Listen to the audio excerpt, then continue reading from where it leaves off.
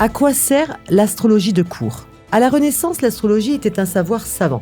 On calcule des horoscopes à partir des tables et des éphémérides. On dresse des thèmes pour une naissance ou pour un événement précis, en notant l'heure, le lieu. L'idée est simple, connaître la position des astres au bon moment, pour mieux comprendre ou choisir.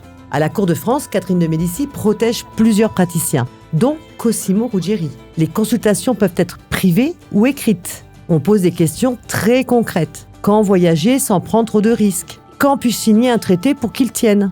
Quand marier un prince pour favoriser une bonne entente et une descendance ? L'astrologue ne décide pas à la place de la reine. Il propose une fenêtre de date favorable et évite d'autres périodes jugées moins bonnes. Ensuite, Catherine croit à ses indications avec la politique, la diplomatie, la météo, l'état des routes, la santé des personnes concernées.